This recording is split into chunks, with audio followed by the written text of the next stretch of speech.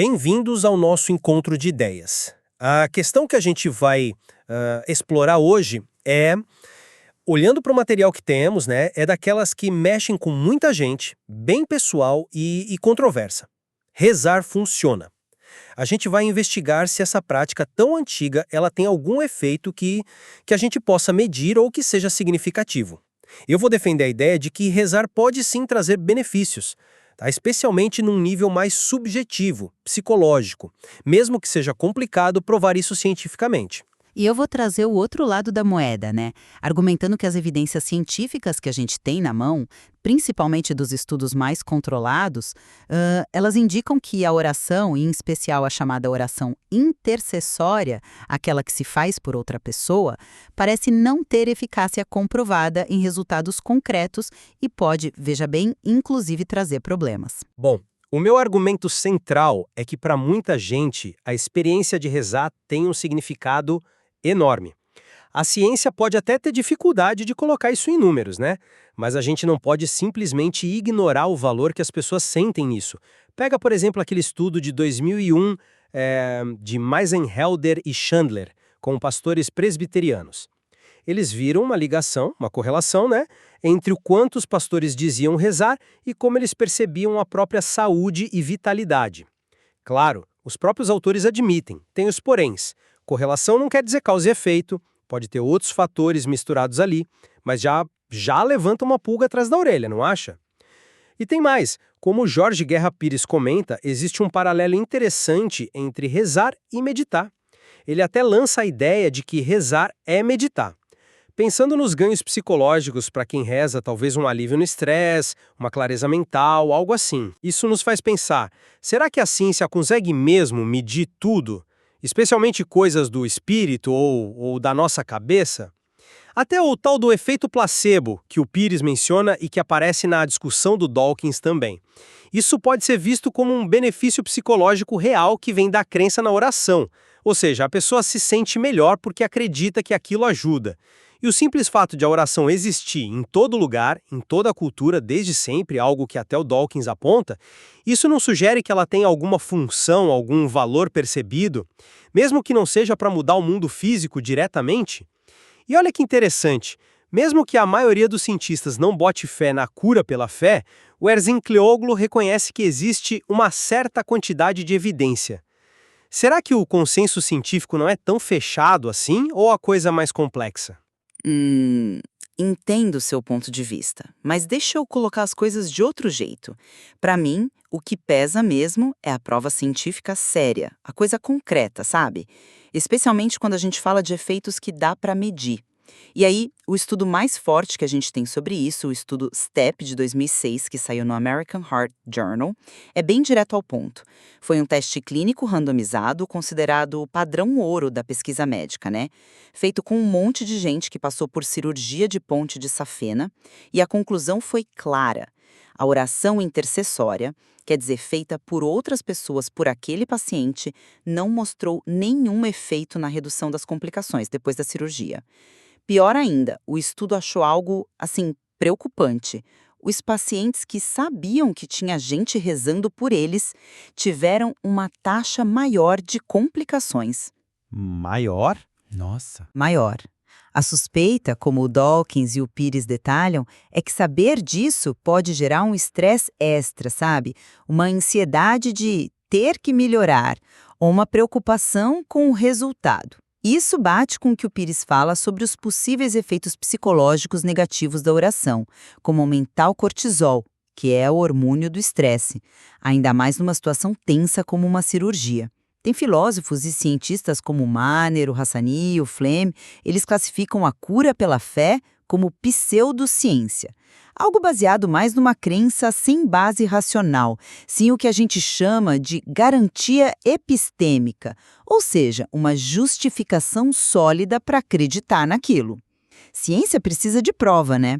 Estudos que só mostram correlação, como aquele dos pastores que você citou, eles são interessantes, claro, mas são mais frágeis, porque é difícil separar o que é causa e o que é consequência.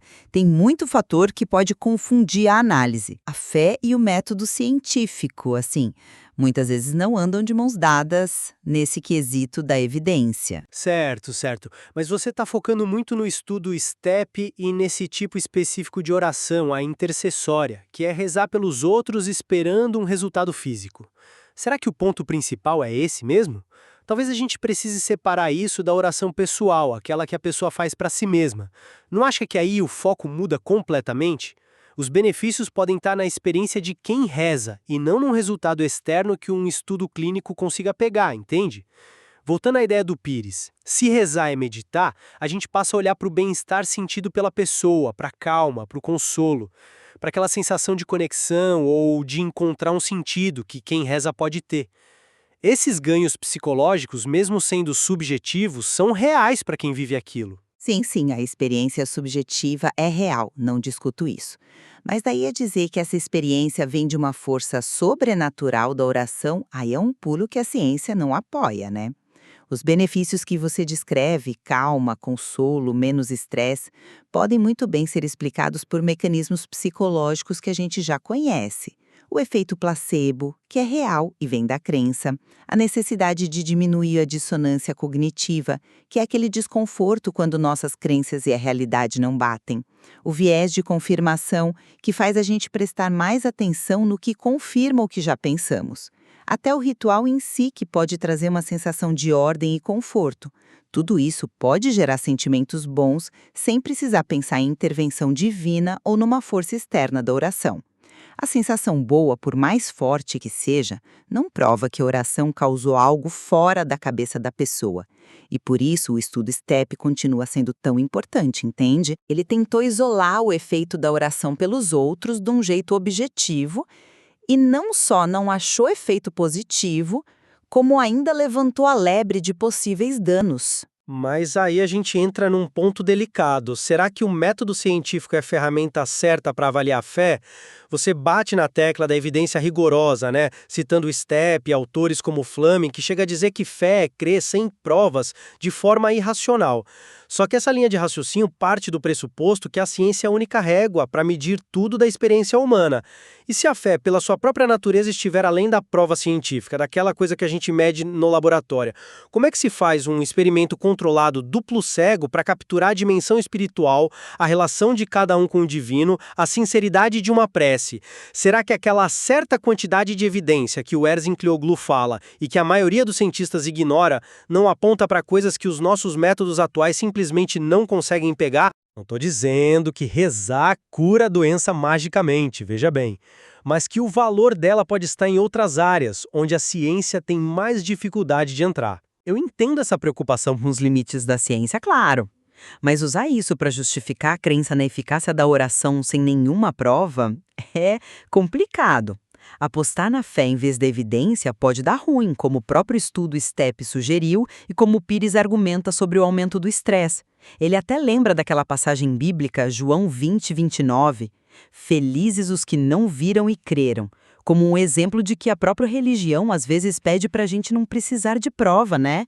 A questão não é se a ciência mede tudo, mas se existe alguma evidência confiável para essa afirmação específica, a de que rezar produz efeitos concretos no mundo. E até agora, para a oração intercessória, a resposta parece ser não. A falta de prova não é prova de que algo existe. Se uma coisa não pode ser testada ou verificada, ela fica no campo da opinião, da especulação, não do conhecimento que a gente pode dizer que tem. A prática, né? Então, voltando para os efeitos psicológicos, você focou nos possíveis problemas, como o estresse no STEP ou o cortisol que o Pires menciona. Mas e o lado bom? O estudo dos pastores, com todas as suas limitações, mostrou uma ligação com a percepção de saúde e vitalidade.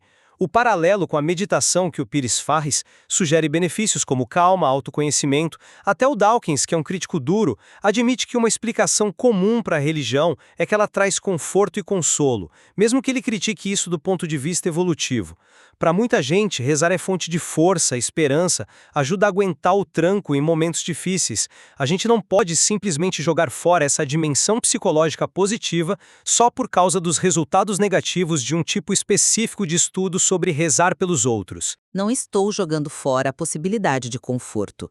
O que eu questiono é, a origem desse conforto vem mesmo de uma resposta divina ou da própria crença, do ritual, do apoio da comunidade religiosa. E será que esse conforto é melhor que outras formas de lidar com problemas? E será que não tem um preço escondido aí? O estudo STEP mostrou um efeito negativo direto quando a pessoa sabia que estavam rezando por ela. Lembra? E o argumento do Pires sobre o cortisol não é bobagem. O estresse que pode vir da expectativa, será que vai funcionar? Ou da dúvida, será que estou rezando direito? Pode ser prejudicial, principalmente para quem já está doente ou fragilizado. Ou seja, os efeitos psicológicos parecem ser uma faca de dois gumes. Não dá para afirmar com tanta certeza que, no geral, os benefícios superam os riscos.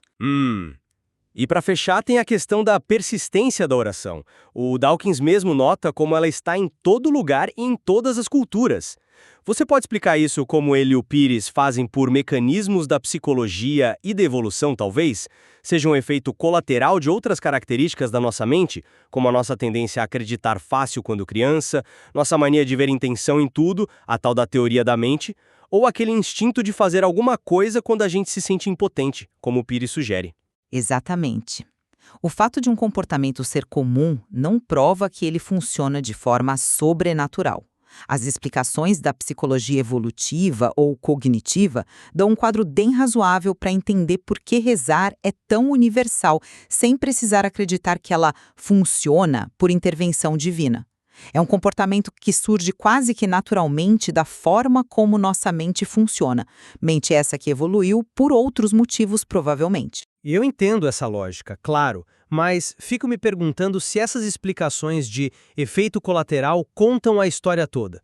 O fato de ser universal, como o próprio Dawkins admite, não poderia indicar algo mais profundo, uma função, um benefício sentido, talvez uma necessidade humana básica de buscar sentido, conexão, algo maior, algo que a ciência não consegue medir direito ou que não seja só um bug da nossa mente. Será que essa persistência toda não aponta para um valor que faz parte da experiência humana e que essas explicações, mesmo inteligentes, deixam escapar alguma coisa? É uma possibilidade, claro. Mas aí a gente já entra mais no campo da filosofia, da busca existencial, né? E sai um pouco da pergunta inicial sobre a eficácia que a gente pode demonstrar. A ciência busca explicações, mais simples e que possam ser testadas. E as explicações psicológicas e evolutivas para a oração se encaixam melhor nisso do que a ideia de uma necessidade humana profunda e não mensurável que, curiosamente, aparece de formas tão diferentes e até contraditórias nas várias religiões. Bem, resumindo então a minha visão, embora a oração feita por outros buscando resultados físicos específicos não tenha uma comprovação científica forte em estudos controlados como o STEP, a prática da oração pessoal pode sim oferecer benefícios subjetivos, psicológicos ou espirituais importantes para quem reza.